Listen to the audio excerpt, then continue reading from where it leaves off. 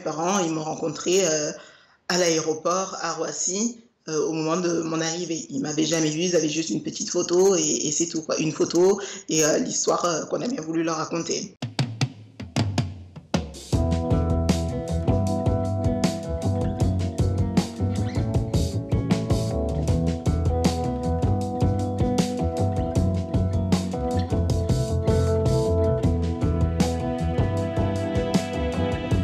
Mes parents ont fait tout le processus d'adoption qui se fait en France, donc une demande d'agrément, toute l'enquête sociale, l'enquête psychologique, l'enquête financière pour savoir s'ils étaient aptes à adopter. Et ensuite, ils se sont relayés donc par l'association. À la fin, mes parents, tout ce qu'ils avaient, c'était une photo de l'enfant. Du coup, ils avaient ma photo avec mon nom d'origine et l'histoire comme quoi donc j'étais la dernière de 5 enfants, comme quoi ma mère n'avait pas de travail, elle se disait couturière mais elle n'avait pas de travail et après m'avoir sevrée de l'allaitage, elle n'avait pas de quoi me nourrir ni moi ni mes frères et sœurs, donc j'ai souffert de malnutrition et elle a préféré me donner à l'adoption via une personne intermédiaire en Haïti qui travaillait aussi avec cette congrégation de bonnes sœurs.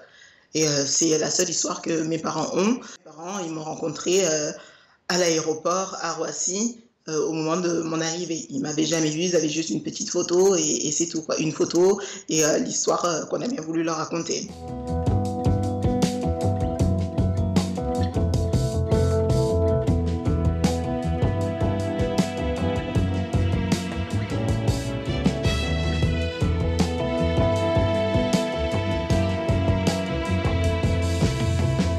Et elle me raconte son histoire.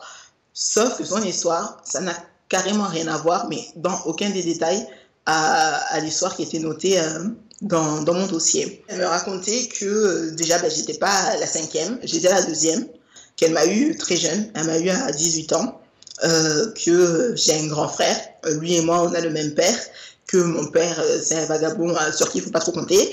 Et du coup, elle connaissait ses bonnes sœurs qui travaillaient donc du coup avec l'association parce que ses bonnes sœurs avaient plein d'œuvres en Haïti où elles ouvraient des espèces d'écoles, si j'ai bien compris. Et donc ma mère, c'est là qu'elle a appris à coudre, d'où le côté, ma mère qui était couturière.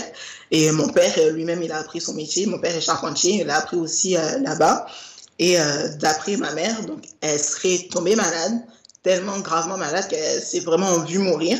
Et en Haïti, le mieux quand on pense qu'on va mourir ou quand on meurt, le mieux c'est quand même d'aller mourir à la campagne. Du coup, elle m'a confié à ses bonnes sœurs en disant qu'elle était malade et que si elle revenait pas, elle me donnerait à l'adoption. Mais si elle ne revenait pas, alors que ma mère est revenue, et quand elle est revenue, j'étais déjà plus là. Ce que j'ai su bien plus tard après mon voyage, c'est que on laissait au moins 1 an, voire 2 ans, les enfants en crèche ou en orphelinat pour justement attendre le retour des parents parce que en Haïti, il est possible de laisser son enfant quand financièrement ça va pas trop ou pour plein d'autres raisons ça va pas trop. On peut laisser son enfant comme ce qu'on dirait ici un foyer, et quand ça va mieux, venir le récupérer. Mais à l'époque, les bonnes sœurs avaient un avocat haïtien ou un avocat de leur congrégation, je ne sais pas trop, c'est lui qui s'occupait justement de faire les dossiers. Et du coup, pour permettre parfois des adoptions un peu plus rapides, il fallait raconter des histoires, on va dire, tristes, parce que ça va toucher les personnes qui veulent adopter. Moi, d'après la chronologie sur mes papiers, en 6 mois, j'ai été adoptée.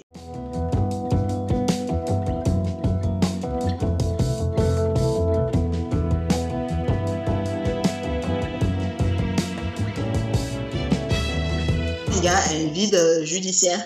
On ne sait pas le temps de prescription. Moi, quand je me suis renseignée auprès de plusieurs avocats, il y en a qui m'ont dit vous êtes déjà majeur, donc la prescription s'est passée.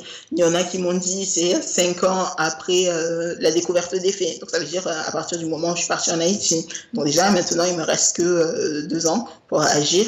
Il y a d'autres qui m'ont dit c'est tant de temps, c'est quoi, genre 10 ans après les 18 ans. Donc maintenant j'ai 30 ans, donc apparemment ça serait passé.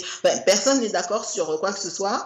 Et ensuite, après, il faut aussi trouver le chef d'accusation. Donc il faut savoir sur qui j'attaque et sur quoi. Est-ce que j'étais kidnappée? Est-ce que c'est une falsification de papier? Et aussi parce que c'est une adoption internationale, j'attaque où? Est-ce que j'attaque en France ou est-ce que j'attaque en Haïti?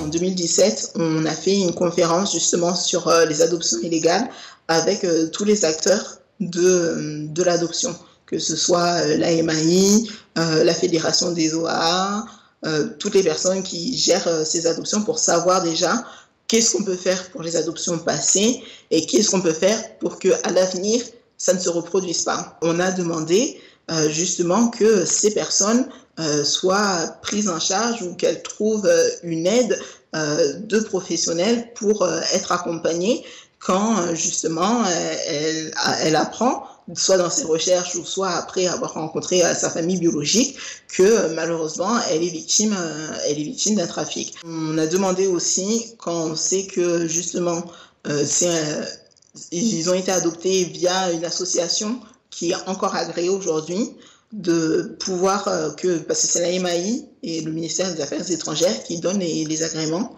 de justement fermer l'association ou au moins fermer le pays où il y a eu les malfaçons.